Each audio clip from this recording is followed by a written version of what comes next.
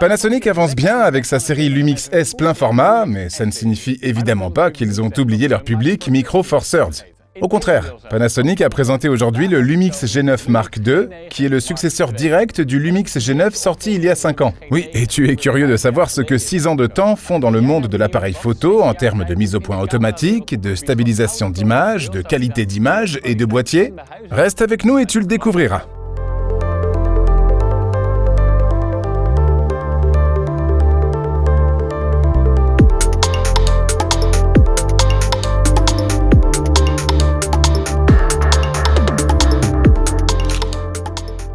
Oui, commençons par le boîtier du G9 Mark II, car en dehors du poids, qui est exactement le même, à savoir 658 grammes, il est complètement différent du Lumix G9. Le corps a pris un peu de hauteur, mais il est un peu moins large et plus fin, à savoir qu'il mesure 134 mm de large, 102 mm de haut et 90 mm d'épaisseur. Et je pense en fait que tu peux aussi voir les générations dans les appareils photo. Le premier G9 était en fait très similaire à la gamme GH, comme le GH5 et le GH5S, et cet appareil photo est en fait très similaire à la gamme Lumix S et à la gamme plein format comme le S5 et le S5 Mark II. Et j'aime beaucoup ce détail.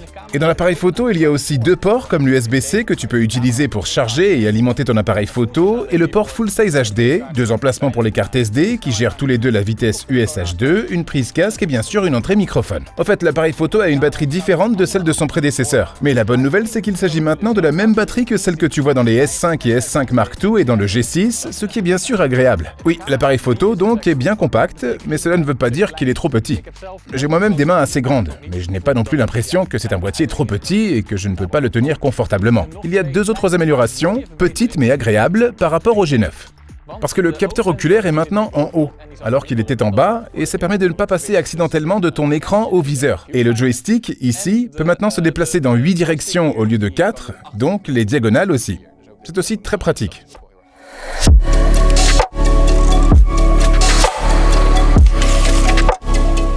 L'extérieur n'est pas la seule chose qui a changé dans cet appareil photo, car l'intérieur, heureusement, présente également quelques améliorations par rapport au Lumix G9 Mark II. Il possède toujours un capteur Micro Four Thirds, mais il s'est passablement amélioré par rapport à son prédécesseur. En fait, le capteur peut maintenant prendre des photos en 25 mégapixels, ce qui est une belle amélioration par rapport aux 20 mégapixels du G9. Je suis aussi un peu excité par le mode rafale, car il peut prendre jusqu'à 14 images par seconde avec un obturateur mécanique. Mais si tu passes de l'obturateur mécanique à l'obturateur électronique, tu peux prendre 75 images par seconde en RAW. Et ça, bien sûr, c'est vraiment très impressionnant. D'accord, notre caméraman JP a vu une vache là-bas.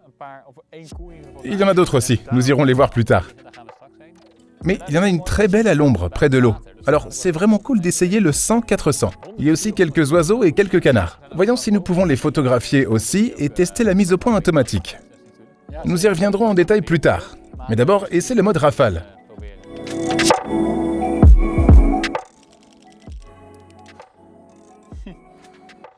Je peux déjà récupérer les photos dès maintenant. Je peux voir exactement cette plongée. C'est un des avantages du Micro Four Thirds, bien sûr. Tu as un peu moins de profondeur de champ, mais tu es juste beaucoup plus proche et ça reste un petit objectif assez compact. Eh oui, 100-400 peut sembler peu, mais si tu multiplies par 2 le crop factor du Micro Four Thirds, tu as donc 200-800. Oui, c'est tellement bien. Idéal pour la photographie de la faune et du sport. Oui, vraiment, sans aucun doute. Et puis avec cette nouvelle mise au point automatique de cet appareil photo... Oui, exactement. Tu as aussi un mode dit silencieux avec cet appareil photo, ce qui signifie qu'il ne fait littéralement aucun bruit. Alors, tu entends bien sûr l'obturateur quand je prends une photo. Mais surtout avec les animaux sauvages, le moindre bruit, la moindre brindille que tu casses naturellement, ça peut déjà faire fuir un cerf. Tu peux donc le mettre en mode silencieux et ainsi entendre « Là, j'ai pris une photo ». Je n'entends plus rien du tout. Je n'entends rien du tout non plus.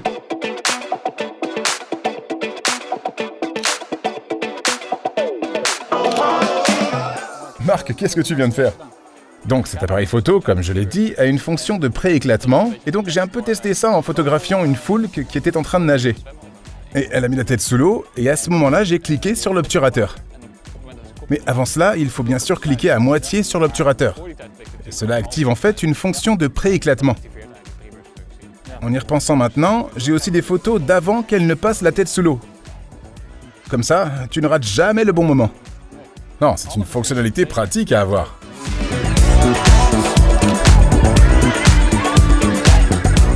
Panasonic n'a heureusement pas pensé qu'aux photographes avec cet appareil photo, car il y a aussi quelques options sympathiques pour nos vidéastes. Tout d'abord, les fréquences d'image et les résolutions. Le G9 Mark II peut filmer jusqu'à 5,8K en 25 ou 30 images par seconde. Si tu veux un peu plus d'images par seconde, l'appareil photo peut même filmer jusqu'à 100 images par seconde en 4K sans recadrage.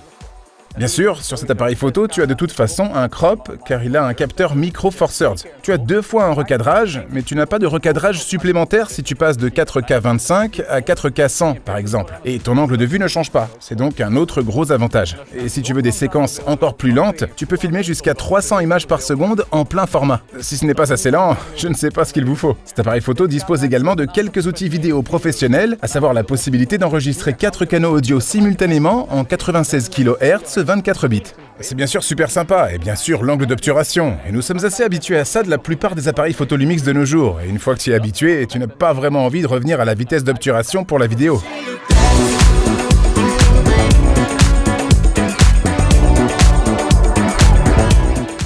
Oui, ce qui est aussi sympa pour les créateurs d'images, c'est que cet appareil photo peut filmer en 6K OpenGate, et puis il fait ses vidéos dans un rapport 4:3.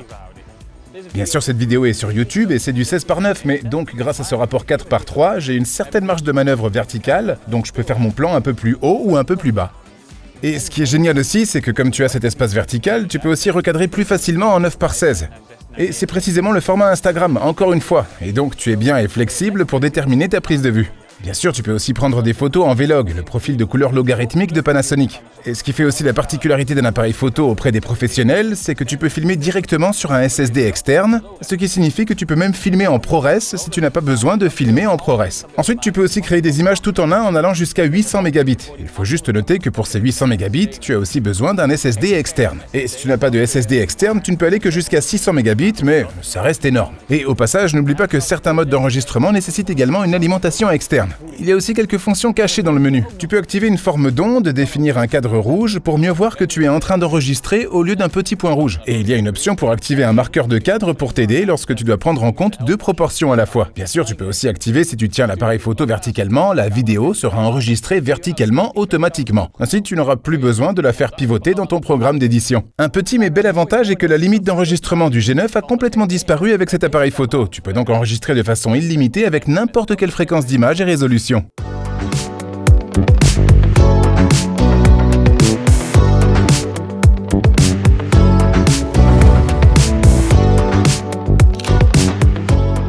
Oui, Panasonic a fourni un tout nouvel autofocus avec le Lumix S5 Mark II d'il y a environ 6 mois.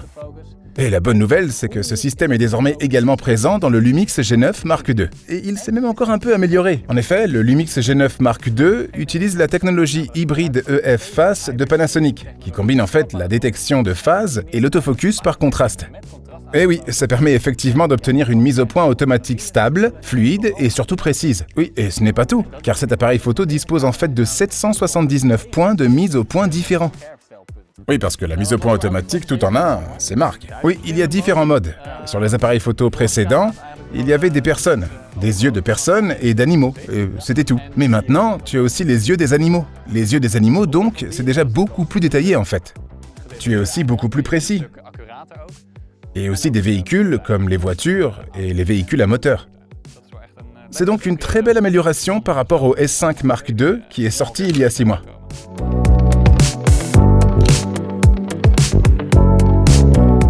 Oui, la stabilisation est quelque chose que Panasonic maîtrise déjà très bien avec ses Micro Four Thirds et depuis un certain temps aussi avec ses appareils photo plein format. Mais il faut encore un grand pas en avant en matière de stabilisation avec cet appareil photo. Le Lumix G9 Mark II dispose de 8 niveaux d'IBIS, ce qui est bien sûr vraiment génial. Mais il est vrai que plus tu zoomes, moins l'IBIS fonctionne. Mais Panasonic a trouvé une solution. Si tu as un objectif avec stabilisation d'image optique et que tu le combines avec l'IBIS de cet appareil photo, tu as encore 7 arrêts et demi de stabilité d'image. Et ça, c'est bien sûr tout à fait décent. Et il y a aussi plusieurs modes sur cette photo qui se sont vraiment améliorés. En particulier, tu as l'IBIS normal. Tu as la stabilisation d'image électronique où ton image est légèrement recadrée. Ensuite, tu as le Dual IS qui combine en fait l'IBIS de l'appareil photo et la stabilisation d'image de l'objectif. Et tu as le Boost IS qui donne pratiquement l'impression que l'appareil photo est sur un trépied. Marc, tu as cet objectif zoom maintenant, n'est-ce pas? Oui, ce 100-400, en effet. Devons-nous rester et tester la stabilisation d'image parce que je vois de belles vaches là-bas. Je suis curieux de voir ce que ça donne à 400 mm. Oui, comme s'il courait sur ce qui semble être du vent, parce qu'il a aussi cette caractéristique. Ce que je viens de dire, c'est que le boost est en train de faire croire qu'il est sur un trépied. Je commencerai à filmer tout de suite. Oui, définitivement, à 800 mm, tu le remarques, bien sûr. Oui, il ne ressemble pas à un trépied. Il bouge un peu, mais c'est très impressionnant. C'est vraiment bizarre. Dois-je, en plaisantant, désactiver la stabilisation d'image pour voir si j'arrive à la redresser, en quelque sorte? Eh bien, ce ne sera pas le cas, non. Le test est réussi? Test réussi.